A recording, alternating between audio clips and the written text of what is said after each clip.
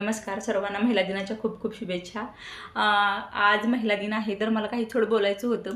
आपण आपल्या महिलांना आपलं आयुष्य पूर्ण आपल्या कुटुंबाभोवती, आपल्या नवऱ्याभोवती, आपल्या मुलांभोवतीच फिरत असतं आणि तेच आपले जग असतात आणि ह्यात काही वाईट नाही।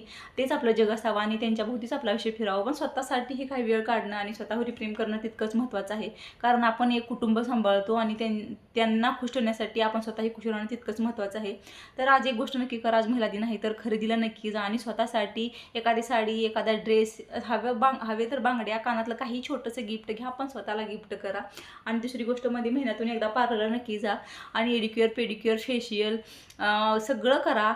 तुम्ही सगळ्यांसाठी एवढं करता, तर मी स्वतःसाठी एवढं नक्कीच करा, तुम्ही करूच शकता। आणि तिसरी गोष्ट म्हणजे वाचन करा। वाचन केल्याने 40 ते 50 वर्षाचा एखाद्या माणसाचा, एखाद्या लेखकाचा अनुभव आपण एका महिन्यात वाचू शकतो। एक पुस्तक आपल्या 40 ते 50 वर्षाचा अनुभव देतं, तर एक पुस्तक नक्कीच महिन्यातून एकदा वाचा।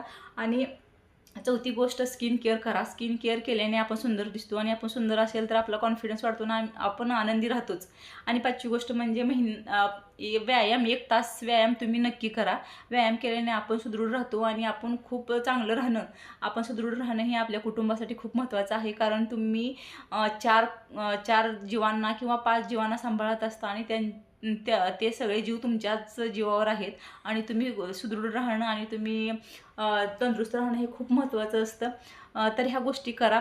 आजपासून स्वतःला वेळ द्या, स्वतःवर प्रेम करा, कारण आनंदी महिला म्हणजे आनंदी जग आणि आपलं कुटुंब हेच आपलं जग आहे आणि ते आनंदी राहण्यासाठी स्वतःवर प्रेम करा, स्वतः आनंदी राहा, कुटुंब तर आपोआपच आनंदी राहील। तर माझा व्हिडिओ कसा वाटला नक्की सांगा आणि परत एकदा माझ्या सगळ्या सख्यांना महिला दिनाच्या खूप खूप शुभेच्छा। Thank you so much.